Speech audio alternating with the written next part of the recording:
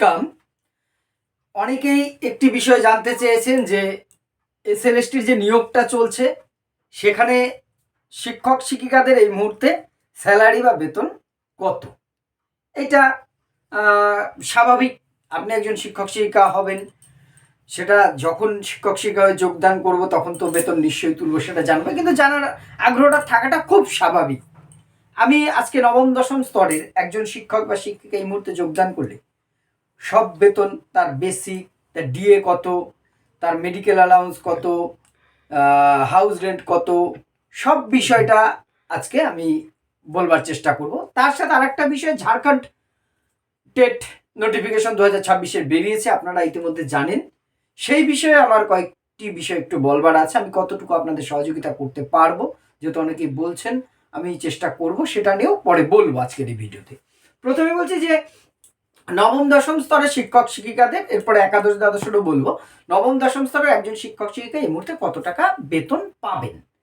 দেখুন, আমাদের তো এই মুহূর্তে যেটা চলছে রোপা 2019 যে আমাদের পে কমিশন, লাস্ট আমাদের ওয়েস্ট বেঙ্গলে 2019-এর পে কমিশনটা চলছে। সেন্ট্রাল কিন্তু আমাদের থেকে আগিয়ে আছে, এটা জানেন, তফাৎটা আছে। এর আগে রোপা 2009 ছিল, এবার আবার পে কমিশন তো বলেছে এর পরে গঠন হবে, সেটা 29 বা তারপরে লাগু হবে।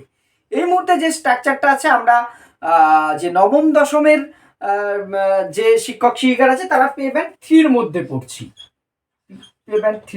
পড়ছি, আগে যেটা ছিল রোপা 2019 অনুযায়ী, যেটা মানে গ্রেড পে হিসেবে হিসেবটা করা হতো 4100 টাকা গ্রেড পে হিসেবে, পাস স্কেল যেটা, অর্থাৎ নবম দশমে তো পাস গ্র্যাজুয়েটদের জন্যই এটা বরাদ্দ, অ্যাকচুয়ালি আপনারা জানেন সেটা।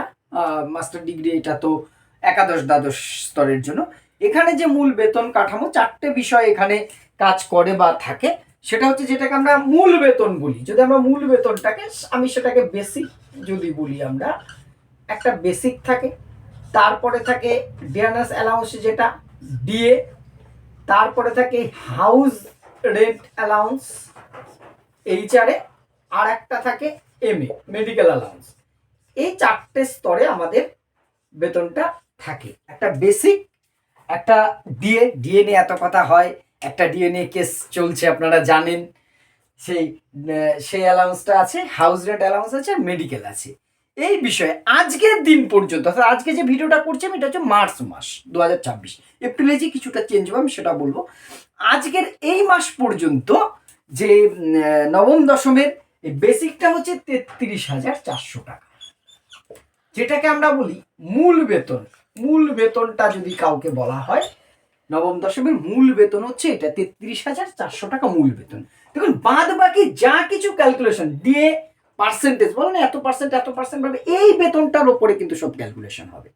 এই মুহূর্তে মার্চ 2026 পর্যন্ত আমাদের যে ডিএটা আছে কত পার্সেন্ট, এই মুহূর্তে ওয়েস্ট বেঙ্গলে আছে 18%। এই 33,400 টাকার হিসেবটা জানলে আপনি অটোমেটিক নিজেই ক্যালকুলেশনের উপরে কিন্তু করতে পারছেন। অর্থাৎ এর 18% ডিএ পাওয়া যাচ্ছে, এটা 18% করলে হচ্ছে 6,012 টাকা।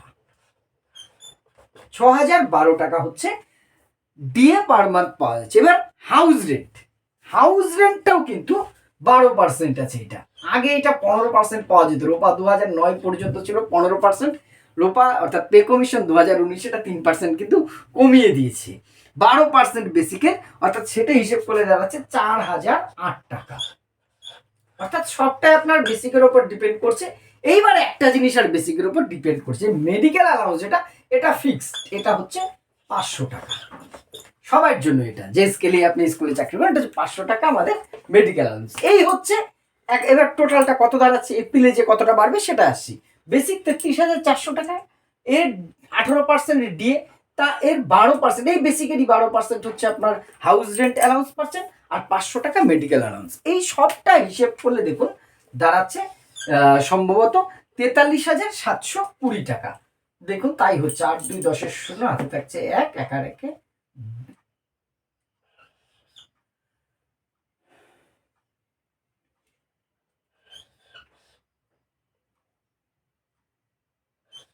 43,920 টাকা হচ্ছে। আমি 720 টাকাটা কোন হিসেবে বললাম, কারণ হচ্ছে আপনার 200 টাকা এবারে কিন্তু এখান থেকে ডিডাকশন হচ্ছে, আপনার যে পি ট্যাক্স কেটে নেবে কিন্তু 200 টাকা। ঠিক আছে, পি ট্যাক্স যেটা বেতনটা আপনি পাওয়ার আগে এই পি ট্যাক্স আপনার কাটবে 200 টাকা, এটা কিন্তু কেটেই আপনাকে স্যালারি অ্যাকাউন্টে দেবে, অর্থাৎ 43,720 টাকা। এইটা হচ্ছে একজন নবম দশমের শিক্ষকের মার্চ 2026 পর্যন্ত এই বেতনটা আপনি পাবেন। মার্চ 2026 অর্থাৎ নবম দশমে এই মুহূর্তে একজন শিক্ষক যদি যোগদান করে তার প্রথম মাসের বেতন হবে এটা 43,920, কিন্তু তার থেকে 200 টাকা পি ট্যাক্স কেটে 43,720 টাকা পাবে। এবারে যে এপ্রিল 2-3 দিন পরে এপ্রিল আসলে কিন্তু একটু চেঞ্জ হবে। কোনটা চেঞ্জ হবে? শুধু আপনার যে ডিএটা যেটা 18% ছিল সেটা 4% বাড়তে চলেছে। আপনারা জানেন বাজেটের ওখানে ঘোষণা হয়েছে 4% বেড়ে এটা 22% হচ্ছে। তাহলে 22% হলে এই 6,012 টাকাটা হয়ে যাবে 7,348 টাকা, তখন এইটা হয়ে যাবে 7,348 টাকা, এই বেতনটা তখন আপনার হয়ে যাবে। এই 6,012 টাকাটা 7,000 অর্থাৎ 1,336 টাকা এর সাথে আপনি আরো পাচ্ছেন।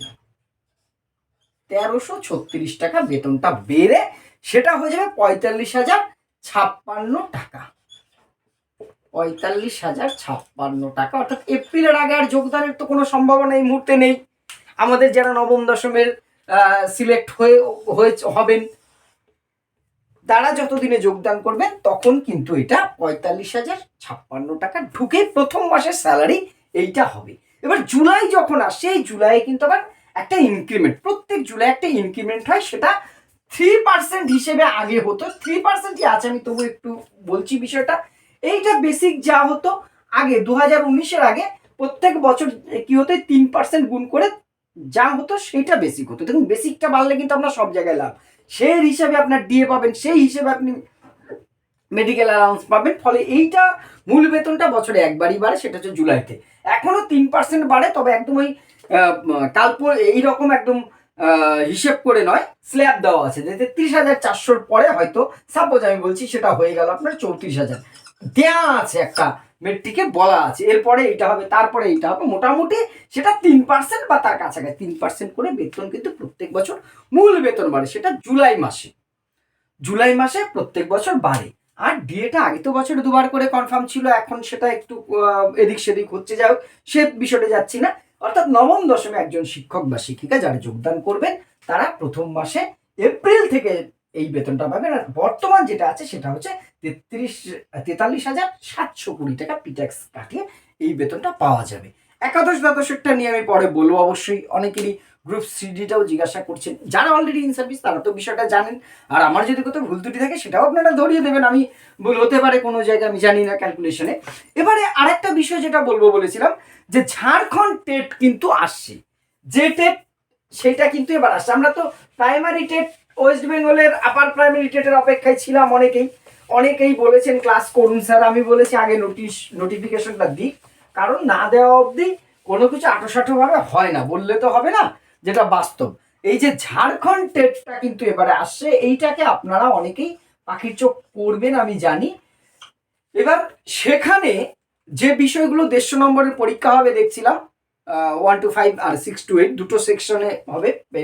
পেপার 1টাও 1 থেকে 5 পর্যন্ত একটা আছে, আর একটা আছে 6 to 8 পর্যন্ত একটা আছে। আমি যে এর মধ্যে সিডিপি যে পার্টটা আছে 150-র মধ্যে, এই সিডিপিটা আছে 30 নম্বর, চাইল্ড ডেভেলপমেন্ট অ্যান্ড পেডাগজি। যেহেতু আমি শিক্ষা বিজ্ঞানের ছাত্র, আমি এই চ্যানেলটাতে আপনাদের স্কুল সার্ভিসের আমি শিক্ষা বিজ্ঞান নিয়েই আপনাদের সাথে চর্চা করেছি। আমি নিজেকে শিক্ষক হিসেবে বলতে কখনোই চাই না, আমি ছাত্র হিসেবেই আছি আপনাদের সাথে। তো সিডিপির পার্টটা আমি যতটা সম্ভব আপনাদের সাথে আমি অবশ্যই খুব ইমিডিয়েট আমি ক্লাস শুরু করব, একদম সিলেবাসটা ধরে ধরে প্রত্যেকটা টপিক, সেখান থেকে কি ধরনের প্রশ্ন হতে পারে, আমাদের প্রশ্ন কি হবে সেটা আমরা কিন্তু জানি না। বেসিকটা জানা থাকলে আমি কিন্তু প্রশ্নের উত্তর দিতে পারবো, সেটা আমি এসএলএসটির আগেও আমাদের এডুকেশনের যারা ছিলেন তারা জানেন, আমি বারবার বলেছি বেসিকটা জানবার চেষ্টা করলে আমি নিজে প্রশ্ন করতে পারবো, প্রশ্ন আমি যত বেশি করতে পারবো আমি অন্য প্রশ্নের উত্তরও তত বেশি দিতে পারবো। এই মেথডটা একটু মেনে চললে আমার অন্তত মনে হয় আমি আমার দিক থেকে উপকৃত হয়েছি। আপনাদের আরো বিকল্প মেথড থাকতেই পারে, সেটাও আপনারা অ্যাপ্লাই করতে পারেন। আমরা বেসিক একদম সিডিপির যে পার্টটা আছে সেটা খুব দ্রুততার সাথে ক্লাস শুরু করব, যেটা এমনভাবে করব যাতে 1 থেকে 5 এবং 6 থেকে দুটো স্তরের পরীক্ষার্থীদের কাজে লাগে। এর সাথে সাথে আমাদের ওয়েস্ট বেঙ্গলের আপার প্রাইমারি বা প্রাইমারি টেটও কিন্তু সিডিপি পার্টটা আশা করছি কভার হয়ে যাবে। এবার যা অনেকে কিছুজন আমাকে কাল থেকে বলেছেন, আপনারা একটু কমেন্ট করে জানাবেন যে এই টেটের বিষয়ে ক্লাসগুলো করলে সেটা কতটা আপনাদের জন্য উপযোগী হবে। আমার ক্লাসটা যারা আপনারা দেখেছেন বা করেছেন তারা যদি একটু রেসপন্স করেন, আমি তাহলে বুঝতে পারবো সেটা কতটা, এই ক্লাসটা কত দ্রুত করার প্রয়োজনীয়তা আছে। এই বিষয়টাই আজকে আমার বলার ছিল।